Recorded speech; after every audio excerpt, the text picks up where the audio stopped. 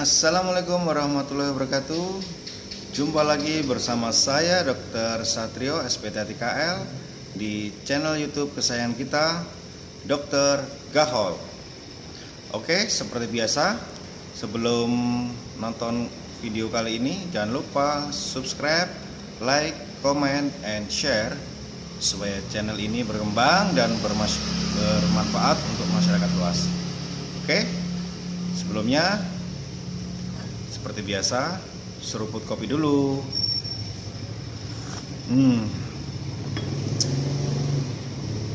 Mantap. Oke. Hari ini mau bicara apa ya? Oke. Banyak kawan yang bilang, dokter THT kalau belum bahas amandel belum afdol, dok. Saya lihat di konten-konten yang sudah ada di channelnya itu belum ada bahasan tentang amandel, dok. Oke. Kebanyakan teman-teman tanyanya, dok, amandel itu harus dioperasi nggak sih, dok? Nah, kalau masalah operasi amandel ya nanti akan kita bahas apakah semua amandel harus dioperasi atau tidak. Sebelumnya akan sedikit kita bahas apa sih amandel itu, ya. Ya, kalau orang awam biasa bilang itu amandel, tapi kalau kita istilahnya adalah itu radang amandel atau radang pada tonsil. Apa itu tonsil? Oke. Tonsil itu merupakan suatu bangunan ya yang sebenarnya nggak cuma di dalam tenggorok bagian kanan dan kiri kita, tapi sebenarnya ada beberapa tonsil. Yang pertama itu adalah tonsila palatina, ya. Ada dua di rongga mulut atau orofaring kita di sisi kanan dan kiri, ya.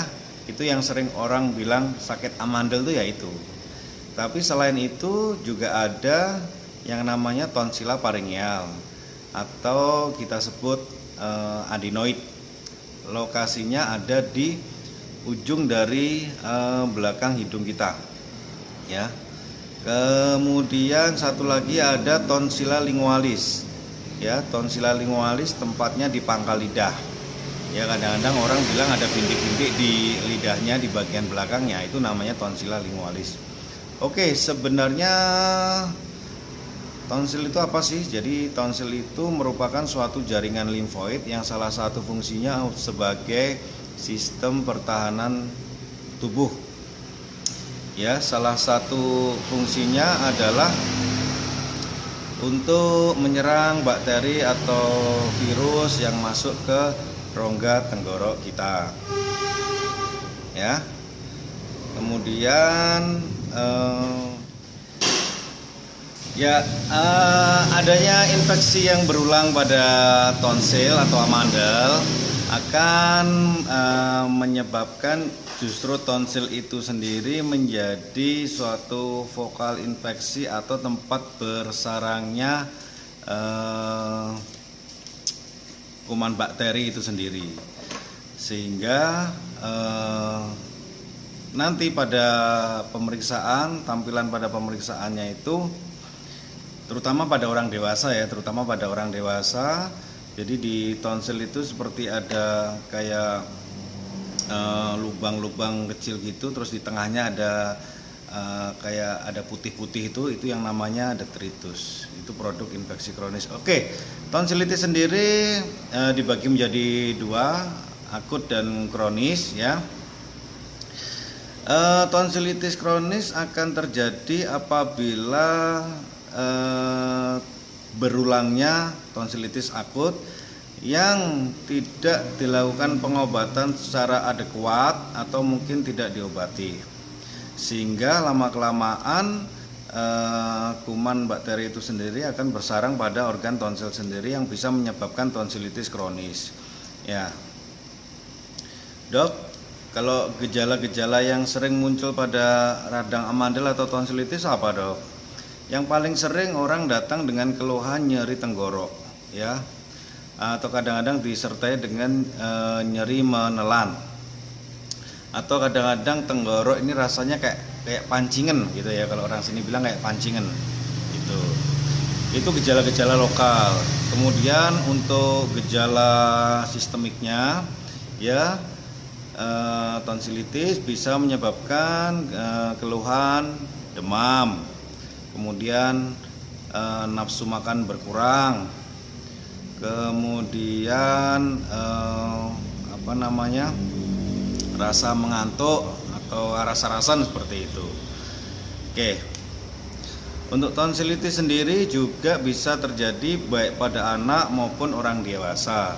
Biasanya orang dewasa yang terkena tonsilitis itu memang riwayatnya sejak masih anak-anak. Oke, selanjutnya kalau operasi itu bagaimana, Dok? Kalau operasi amandel sendiri itu ada beberapa indikasi ya. Jadi tidak setiap amandel itu harus dioperasi. Ada beberapa indikasinya. Karena seringkali terutama pada anak-anak, orang tua itu banyak bertanya, "Dok, nanti kalau amandelnya diangkat atau dioperasi, daya tahan tubuhnya jadi turun, Dok." Ya, memang banyak mitos tersebut yang berkembang di masyarakat. Tetapi bagi kami dokter spesialis THT, bahwa operasi amandel itu ada indikasinya baik anak maupun dewasa. Oke, terutama pada anak-anak, indikasi pertama untuk operasi amandel adalah pembesaran amandel atau radang pada amandel tersebut sudah menyebabkan gangguan bernafas, atau kita sebut istilahnya OSAS, obstruksi sleep apnea syndrome. Artinya anak itu saat tidur seperti gelagapan, kayak susah bernafas. Jadi misalkan waktu dia tidur diam, terus habis itu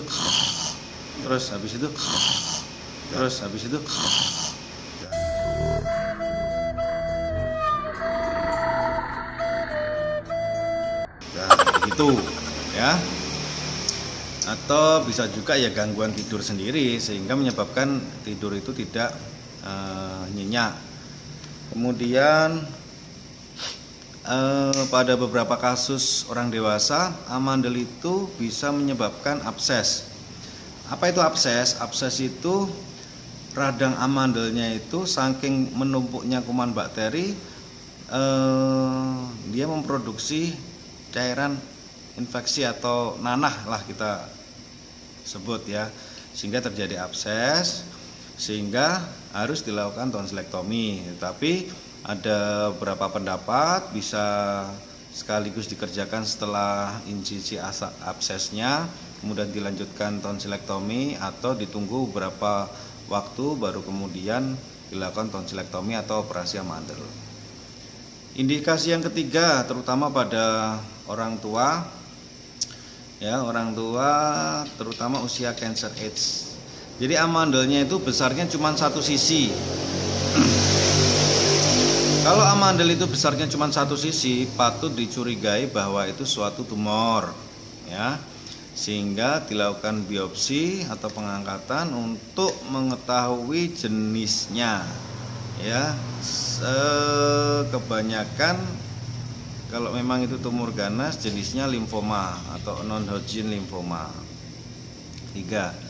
Yang keempat, radang amandel tersebut istilahnya sudah tidak respon terhadap pengobatan ya. Artinya kalau itu tonsilitis atau Streptococcus tonsilitis beta hematolicus sudah tidak atau resisten dengan pengobatan antibiotik, sehingga nggak ada pilihan lain selain menghilangkan vokal infeksi atau pembesaran amandel itu sendiri. Kemudian indikasi yang lainnya adalah seringnya atau berulangnya radang pada amandel atau tonsilitis. Misalkan terutama pada anak-anak. Anak-anak itu kan sering infeksi saluran nafas atas. Saluran nafas itu ya salah satunya ya hidung maupun tenggorok, rinitis maupun tonsilitis atau faringitis. Nah, keluhan-keluhan berulangnya radang amandel itu sendiri, misalkan dalam 3 tahun terakhir dia tiap tahun kambuh 7 kali, atau dok ini sudah 2 tahun terakhir ya rata-rata 1 tahun 5 kali kambuh dok, atau bahkan dia baru 1 tahun terakhir tetapi mungkin 2 bulan sekali atau 3 kali dalam setahun ya, itu bisa juga salah satu indikasi untuk dilakukan operasi amandel. Kemudian ada juga masalah halitosis atau bau mulut yang disebabkan oleh tonsilitis kronis yang tidak membaik dengan beberapa pengobatan. Jadi itu indikasi-indikasi untuk dilakukan operasi amandel. Sehingga bagi kami tidak ada indikasi, dok batasan usia anak dioperasi amandel usia berapa dok? Nggak ada ya. Usia berapapun asal sesuai dengan indikasi yang saya sebutkan tadi, itu harus dilakukan operasi atau pengangkatan amandel. Oke, untuk operasi amandel sendiri itu tekniknya gimana dok? Apakah diiris-iris lehernya gitu dok? Enggak ya. Jadi buat teman-teman yang belum tahu teknik operasi amandel itu, jadi operasi amandel itu tanpa sayatan ya, sekali lagi tanpa sayatan di kulit luar kita ya. Jadi ada beberapa teknik yang paling yang pertama adalah teknik buletin atau menggunakan alat buletin itu ya, sluder, atau teknik diseksi ya, dua-duanya teknik konvensional. Jadi gampangannya gini, jadi anak atau dewasa ya sama aja tekniknya. Jadi dengan pembiusan total atau general anestesi ya, biusnya lewat pasang infus. Setelah pasien tertidur kemudian dipasang alat bantu nafas namanya endotracheal tube ya. Jadi nafasnya sementara diganti oleh mesin, kemudian mulutnya kita buka dengan mouth gag atau alat untuk membuka mulut. Kemudian amandel, prinsipnya adalah pengangkatan amandel kanan dan kiri, setelah itu kontrol perdarahannya. Oke, setelah dikontrol perdarahannya aman, kemudian dibangunkan dari pembiusan. Oke, setelah sadar, nah nanti biasanya baik pasien anak maupun pasien orang dewasa langsung diberikan diet atau makan. Awalnya biasanya diberikan yang dingin-dingin dulu. Biasanya kalau anak-anak suka dikasih es krim ya. Atau prinsipnya kenapa air dingin atau es krim? Supaya sambil mengompres rongga tenggorok pasca operasi amandel tersebut. Jadi anak-anak jangan takut untuk mengangkat amandel. Justru setelah diangkat amandelnya boleh makan es lagi atau es krim.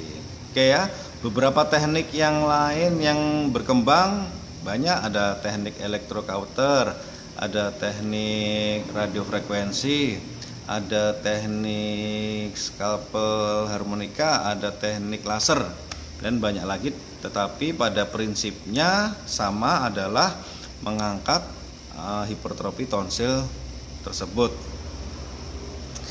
Oke, sekian dulu sharing dari saya kali ini.